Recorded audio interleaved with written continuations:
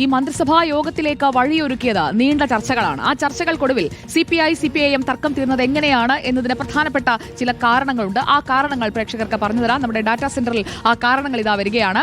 ആദ്യത്തേത് ഈ ചർച്ചയിൽ എടുത്ത ഉപാധികളിൽ ഒന്നാമത്തേത് കേന്ദ്രവുമായി PM ശ്രീയിൽ ഒപ്പിട്ട കരാറാണ്. ആ കരാർ 16-ാം തീയതി തയ്യാറാക്കിയതാണ്. അതിന്മേൽ ഒപ്പിട്ടത് പിന്നീടാണ് എന്നും സർക്കാർ പറയുന്നു. ഈ കരാർ മരവിപ്പിക്കുന്നതായി കാണിച്ചുകൊണ്ട് കേന്ദ്രത്തിന് കത്തെഴുതാം എന്നുള്ളതാണ് ഇപ്പോൾ സർക്കാർ CPIയെ അറിയിച്ചിരിക്കുന്നത്. അതോടൊപ്പം തന്നെ ഈ PM ശ്രീ പദ്ധതിയിൽ നിന്ന് പൂർണ്ണമായും വിട്ടുനിന്നാൽ പഞ്ചാബിന് സംഭവിച്ചതുപോലെ തങ്ങൾക്കും സംഭവിക്കും. ആ കാര്യവും ചർച്ചയായിട്ടുണ്ട്. അതുകൊണ്ട് തന്നെ ഈ PM ശ്രീ പദ്ധതിയിൽ ഒപ്പിടുന്നത് സംബന്ധിച്ച് തങ്ങൾക്ക് മുന്നോട്ടേക്ക് ഉണ്ടാകാൻ സാധ്യതയുള്ള പ്രശ്നങ്ങൾ അതെല്ലാം പഠിക്കുന്നതിനായി ഒരു മന്ത്രിസഭാ ഉപസമിതി രൂപീകരിക്കും. വിവാദങ്ങളെല്ലാം സംബന്ധിച്ച് ഈ ഉപസമിതി പഠിക്കുകയും ചെയ്യും. അതോടൊപ്പം കേന്ദ്രത്തിനുള്ള കത്താണല്ലോ ഇനിയിപ്പോൾ അയക്കേണ്ടത്. കേന്ദ്രത്തിനുള്ള ആ കത്ത് തയ്യാറാക്കുന്നത് മന്ത്രിസഭ ചേർന്നായിരിക്കും. മന്ത്രിസഭയെ ആ കത്ത് തയ്യാറാക്കുന്നതിനായി ചുമതലപ്പെടുത്താമെന്നുള്ള ധാരണയും എടുത്തു.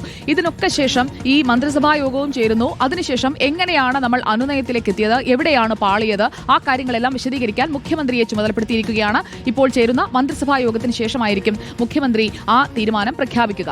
ഇനിയിപ്പോൾ എന്താണ് സംഭവിക്കുക, അതാണ് നമുക്ക് അറിയേണ്ടത്.